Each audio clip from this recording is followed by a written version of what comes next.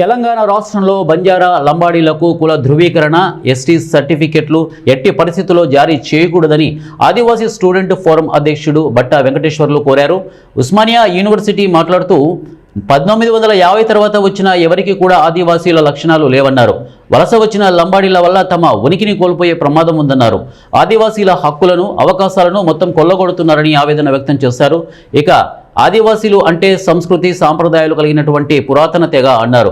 Scheduled tribe అంటే అర్థం లేకుండా మారిపోయినటువంటి పరిస్థితి నెలకొందని అన్నారు. ఇక చట్టబద్ధత లేని లంబాడీల గురించి కేంద్ర రాష్ట్ర ప్రభుత్వాలకు సుప్రీంకోర్టు నుంచి ఏదైతే నోటీసులు ఇచ్చిందో నోటీసుల విషయంలో కాలయాపన చేయకుండా నివేదికను సమర్పించాలని కేంద్ర రాష్ట్ర ప్రభుత్వాలను ఆదివాసీల అందరి తరపున విజ్ఞప్తి చేస్తున్నామని తెలియజేశారు. అంటే ఆ తీర్పు పైన ఒకటే అంటున్నాము, మీరు 56 తర్వాత కాదు కదా 50 తర్వాత కూడా వచ్చినా కూడా 50 కంటే ముందు నుంచి వచ్చినప్పటికి కూడా హైదరాబాద్ సంస్థానంలో ఉన్నటువంటి షెడ్యూల్ ట్రైబ్స్ అనేటువంటి వాళ్ళు మాత్రం 9 తెగలను మాత్రమే భారత రాజ్యాంగంలో గుర్తించారు.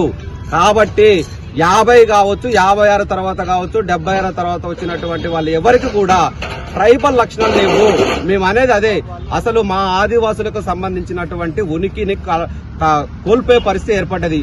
వలస వచ్చినటువంటి లంబాడీలు ఎవరైతే ఉన్నారో ఆదివాసులకు వచ్చేటువంటి విద్య, ఉద్యోగ, రాజకీయ, ఉపాధి రంగాలకు సంబంధించినటువంటి అవకాశాలు మొత్తాన్ని కూడా కొల్లగొడుతున్నారు.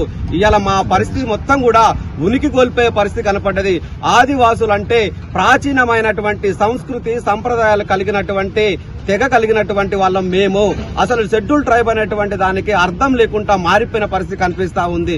వాళ్ళు వలస వచ్చేటువంటి వాళ్ళు, వ్యాపారం చేసుకున్నటువంటి వాళ్ళు, వాళ్ళకు అసలు షెడ్యూల్ ట్రైబల్ లక్షణాలే లేనటువంటి పరిస్థితి. కాబట్టి మేము ఒకటే చెప్తున్నాం, ఇప్పటికైనా సరే కేంద్ర రాష్ట్ర ప్రభుత్వాలకు ఒకటే విన్నవిస్తున్నాము, ఏదైతే సుప్రీంకోర్టులో చట్టబద్ధత లేని లంబాడీలకి ఏదైతే నోటీసు కేంద్ర రాష్ట్ర ప్రభుత్వాలకు సుప్రీంకోర్టు నుంచి వచ్చిందో దానిపైన అతి త్వరలో తొందరగా వీలైనంత త్వరగా కాలయాపన చేయకుండా ఈ రాష్ట్ర ప్రభుత్వాన్ని, ఈ కేంద్ర ప్రభుత్వాన్ని మేము